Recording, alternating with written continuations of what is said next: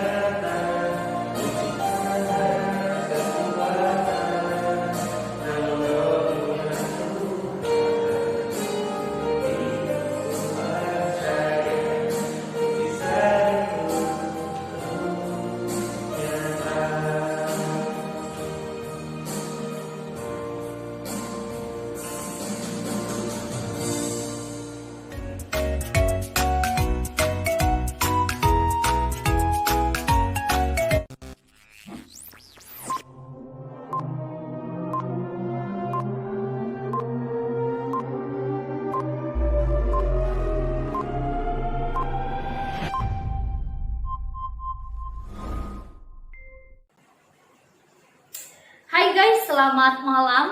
Saat ini kita di dalam suasana ibadah online. Kita sudah memuji Tuhan. Tiba saatnya kita mau bersama mendengar firman Tuhan. Mari teman-teman yang dikasih dalam Tuhan, kita juga ingat kita terus mendoakan negara kita.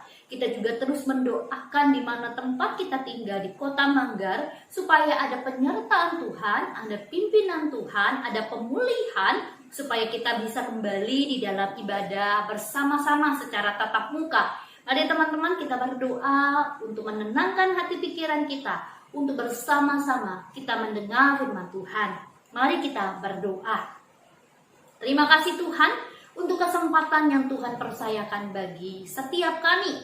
Saat ini Tuhan kami mau mendengar firman Tuhan. Tuhan tolong kami supaya kami sungguh diberkati oleh firman-Mu yang memberikan kekuatan, yang mengarahkan kami di masa muda kami. Tuntunan Tuhan, penyertaan Tuhan, lawatan Tuhan, sungguh kami butuhkan. Terima kasih Tuhan, berkati teman-teman kami yang ada di rumah, apapun keadaan mereka saat ini. Di dalam nama Tuhan Yesus, kami bersyukur, kami berdoa. Amin. Teman-teman yang dikasihi dalam Tuhan, apakah kalian pernah melihat, menjumpai, atau mendengar berita seperti ini, teman-teman? Ya, sungguh menyedihkan, sungguh menggelisahkan. Ternyata teman-teman, keadaan ini masih tetap terjadi pada saat ini. Ini baru-baru saja terjadi. Keadaan-keadaan sikap-sikap diskriminasi masih terjadi di kalangan kita saat ini. Kalau kita melihat lebih jauh, diskriminasi adalah apa? Di dalam Kamus Besar Bahasa Indonesia menyatakan diskriminasi adalah pembedaan perilaku. Pembedaan perilaku terhadap sesama warga negara. Berdasarkan apa teman-teman? Berdasarkan warna kulit, golongan, suku, ekonomi, agama, dan sebagainya.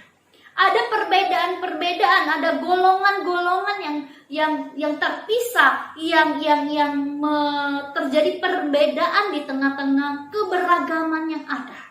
Nah, itu menjadi masalah bagi keadaan saat ini. Dalam prakteknya teman-teman, diskriminasi bisa dilakukan oleh siapa saja. Pihak siapa saja bisa melakukannya. Diskriminasi bagaikan penyakit manusia yang tak pernah henti.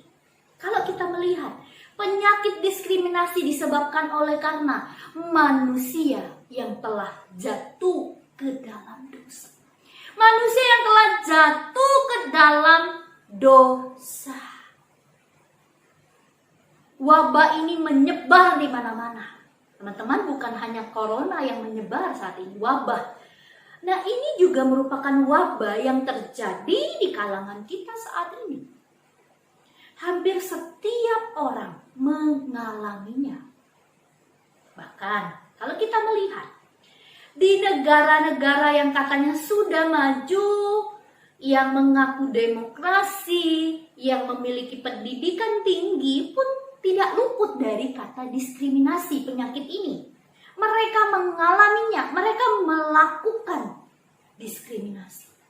Sungguh menggelisahkan, sungguh membuat kita sedih teman-teman. Kalau kita lihat dalam kehidupan kita, kita pun pernah mengalami teman-teman. Jujur saya pernah mengalami ketika saya masih sekolah di SD sampai SMP. Pada waktu itu teman-teman terjadi diskriminasi.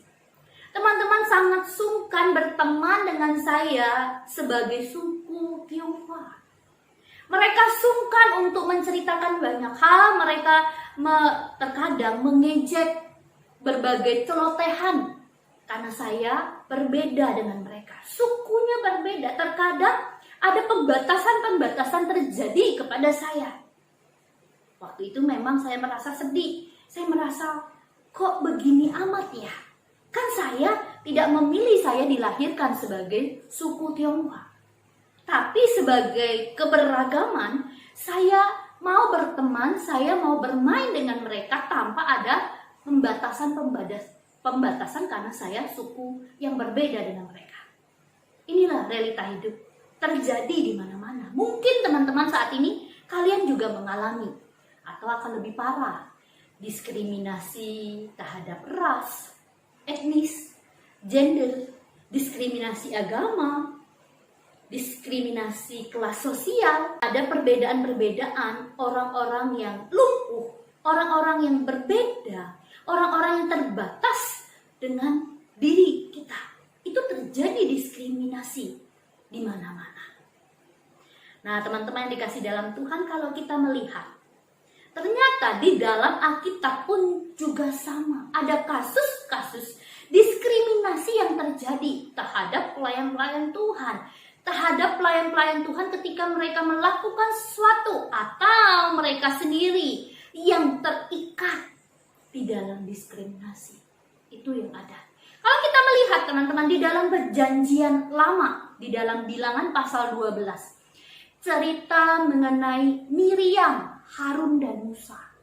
Miriam, Harun dan Musa. Pada waktu itu Miriam, Harun marah, sungguh-sungguh marah kepada Musa, karena Musa pada waktu itu menikahi perempuan Kus yang berbeda suku dengan mereka, yang berbeda warna kulit dengan mereka. Mereka tidak menyukai, mereka merasa marah karena Musa melanggar yang sudah ada. Nah, teman-teman yang dikasih dalam Tuhan, berbeda dengan Tuhan. Tuhan tidak marah kepada Musa, tapi justru Tuhan Allah marah kepada Miriam dan Harun. Kalau kita lihat ceritanya, Miriam menerima hukuman pada waktu itu. Miriam menerima hukuman kusta. Kita tahu penyakit kusta adalah penyakit yang mengerikan pada waktu itu. Orang merasa najis, orang merasa jijik dengan orang-orang yang mengalami sakit kusta. Kenapa? Yang Allah mau tekankan bahwa Allah tidak mengizinkan Harun dan Miriam membeda-bedakan. Yang Tuhan mau ajarkan, tidak ada pribadi-pribadi yang perlu membedakan saat ini. Tidak perlu terjadi diskriminasi. Bukan karena Miriam dan Harun lebih hebat daripada perempuan Kus. Yang Tuhan mau ajarkan itu, tidak perlulah engkau membeda-bedakan. Karena Allah pun di sisi ini tidak membeda-bedakan. Akhirnya di dalam cerita singkatnya mereka bertobat, mereka menyadari ternyata Allah sendiri tidak membeda-bedakan suku ini, tidak membeda-bedakan warna kulit yang ada. Kalau kita lihat khotbah minggu yang lalu mengenai Zakius, bagaimana kasih Allah juga tercurah, kasih Yesus Kristus tercurah kepada Zakius sebagai orang pemungut cukai, sebagai orang yang tidak dianggap pada waktu itu, sebagai orang yang dianggap penghinaan oleh bangsa mereka. Tapi lihat, Tuhan menganggap Zakius berharga dan Tuhan menyelamatkan jiwa Zakius. Betapa Tuhan tidak pernah diskriminasi. Teman-teman yang dikasih dalam Tuhan, kalau kita melihat diskriminasi terjadi bukan karena Allah. Allah tidak membeda-bedakan golongan-golongannya ada. Justru diskriminasi terjadi kepada pandangan manusia. Manusia yang telah jatuh ke dalam dosa. Manusia yang telah tidak bisa menyelamatkan dirinya, yang telah jatuh ke dalam dosa. Pandangan-pandangan ini dilakukan oleh kita, manusia yang telah jatuh ke dalam dosa. Mungkin teman-teman, ini terjadi karena kekecewaan. Mungkin kita pernah kecewa kepada satu suku, satu orang gitu. Itu mengakibatkan kita berpikir bahwa suku ini tidak baik. Karena kita kecewa kepada satu orang, mengakibatkan luas kepada sukunya. Oh, memang suku ini begitu. Atau kita dalam bentukan pola keluarga seringkali menanamkan sesuatu diskriminasi. Gak usahlah berteman dengan orang yang, sorry teman-teman, berbeda agama. Mungkin keluarga kita membentuk kita. Mungkin lingkungan kita seperti yang saya contohkan tadi di dalam kehidupan saya waktu SD sampai SMP. Lingkungan membentuk kita, terjadi diskriminasi. Budaya kita.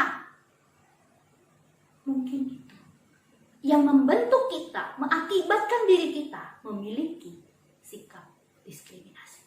Nah, teman-teman yang dikasih dalam Tuhan, kalau kita melihat Alkitab bukan hanya membeberkan, memaparkan isu-isu diskriminasi, tapi yang luar biasa bahwa Alkitab juga memberikan obat. Alkitab juga memberikan jawaban mengenai diskriminasi. Bukan hanya ada masalah, tapi ada obat untuk menyembuhkan diskriminasi. Kalau kita lihat, pertama teman-teman, kita lihat Alkitab memberi pandangan mengenai diskriminasi. Pertama, kita lihat di dalam Kejadian, pasal pertama ayat 27. Di mana Kejadian pasal pertama ayat 27 berkata demikian, maka Allah menciptakan manusia itu menurut gambarnya. Menurut gambar Allah diciptakannya dia, apa teman-teman? Laki-laki dan perempuan diciptakannya mereka. Di sini kita melihat di dalam Kejadian pasal pertama ayat 27, kita semua diciptakan sama oleh Tuhan. Kita semua diciptakan sama oleh Tuhan. Jawabannya untuk keluar dari diskriminasi adalah kita harus memahami bahwa kita semua diciptakan sama oleh Tuhan. Lihat, di dalam Kejadian ini Tuhan menciptakan manusia sedemikian rupa. Tuhan memiliki tujuan kepada manusia untuk memuliakannya. Diciptakannya laki-laki, diciptakannya perempuan untuk apa? Saling melengkapi, mencerminkan kasih Tuhan, mencerminkan Allah yang menciptakan mereka. Kalau kita melihat di sana, di Kejadian pasal pertama ayat 27, betapa beberapa kali kata cipta itu diulang. Artinya bahwa yang menciptakan manusia saat ini adalah Allah sendiri.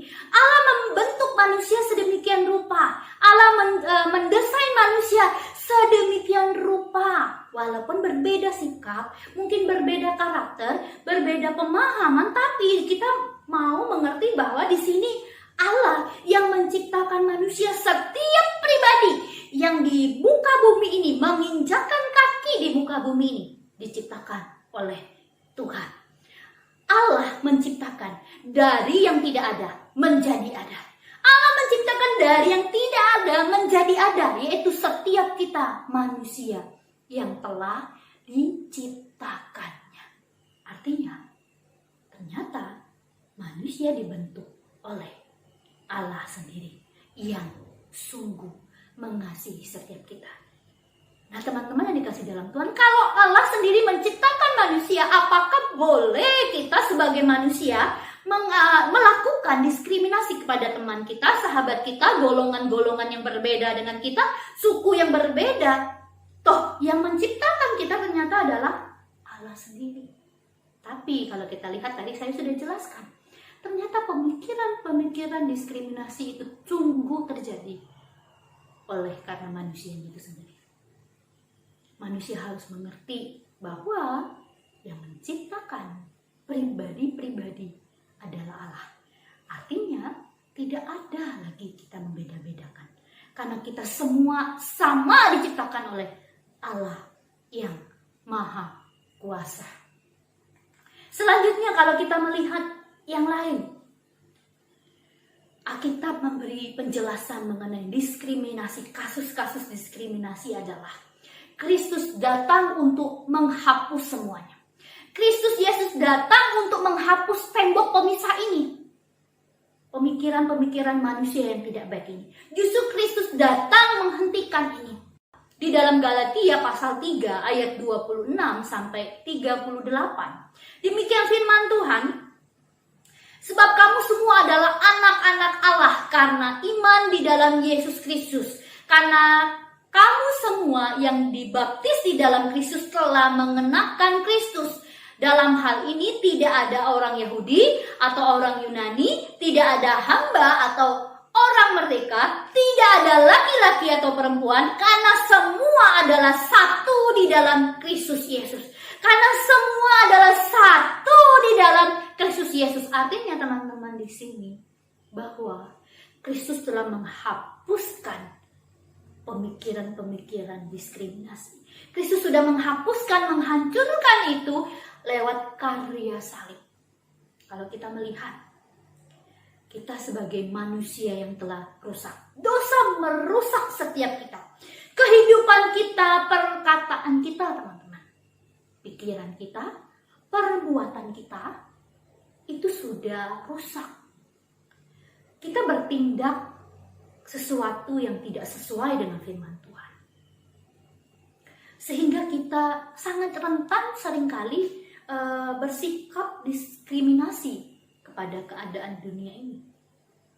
Kalau kita melihat, Alkitab mengatakan segala bentuk diskriminasi itu bertentangan dengan karya salib. Bertentangan, bertolak belakang dengan karya salib. Sikap membeda-bedakan adalah bertentangan dengan karya salib Kristus. Karena apa? Di dalam Yakobus pasal 2 ayat 4. Di sana orang-orang yang diskriminasi dinyatakan adalah orang-orang yang jahat. Hakim dengan pikiran yang jahat. Pikiran jahat. Tuhan Yesus tahu bahwa kita tidak bisa menyelesaikan diskriminasi ini karena kita telah jatuh dalam dosa. Dia sendiri Tuhan yang menyelesaikannya lewat karya salib penebusan bagi setiap kita. Pikiran kita, hati kita, perilaku kita, Tuhan sudah tebus di dalam nama Yesus. Tuhan sudah bersihkan itu, Tuhan sudah hapus itu dalam kehidupan lewat Dia sendiri. Kita lihat Tuhan Yesus memberi contoh di dalam perjalanan dari di mana pelayanan pada waktu itu. Dia mengasihi perempuan Samaria, perempuan yang telah berbuat dosa. Lihat apa yang Tuhan Yesus lakukan. Justru Tuhan Yesus menghapuskan diskriminasi. Puncaknya yaitu salib Tuhan. Dia sendiri sebagai korban satu kali untuk selama-lamanya. Satu kali untuk selama-lamanya karena dia mengasihi pribadi-pribadi yang telah diciptakannya. Pribadi-pribadi yang dikasihinya. Kristus telah melakukan itu. Nah, teman-teman yang dikasih dalam Tuhan. Kalau Kristus telah menyelesaikan masalah diskriminasi lewat karya salib, dirinya telah menjadi tebusan bagi setiap kita. Pertanyaannya, wajarkah sampai saat ini kita melakukan diskriminasi? Wajarkah diskriminasi menggerogoti pikiran kita, menggerogoti kehidupan kita, perilaku kita? Wajarkah? Wajarkah? Mari teman-teman yang dikasih dalam Tuhan, kita mau belajar saat ini tidak memiliki sikap membeda-bedakan. Kita mau bebas dari diskriminasi dengan pertolongan Tuhan. Alkitab sangat jelas memberikan. Mari teman-teman, kita belajar menghargai teman-teman kita yang mungkin berbeda dengan kita. Mungkin ada teman-teman kita yang terkadang memiliki kemampuan yang berbeda. Ada mungkin mereka lebih suka, lebih mampu untuk mereka belajar kimia. Mungkin mereka ada lebih tidak mampu ketika mereka belajar biologi.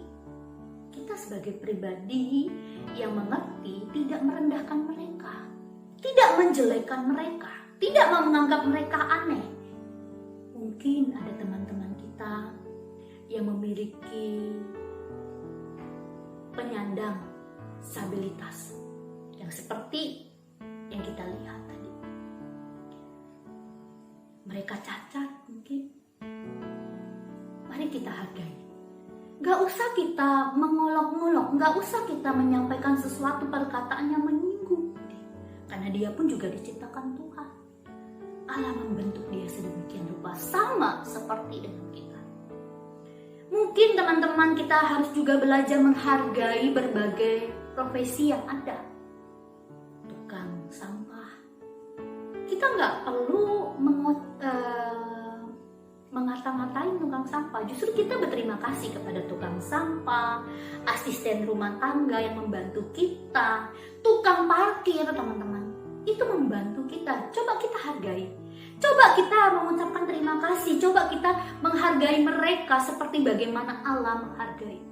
Kita nggak memandang pekerjaan mereka lebih rendah daripada kita. Mungkin kita nanti sebagai S1, S2, S3, pendidikan kita lebih tinggi. Dan kita nggak menghargai mereka. Justru sebagai pribadi-pribadi yang telah ditebus tadi, kita menghargai mereka. Justru ada mereka membantu kita. Coba bayangin teman-teman, kalau tidak ada tukang sampah yang membantu kita. Bayangkan betapa tumpukan sampah di rumah kita pasti akan banyak. Tapi ada mereka membantu kita, menolong kita. Mari kita hargai mereka.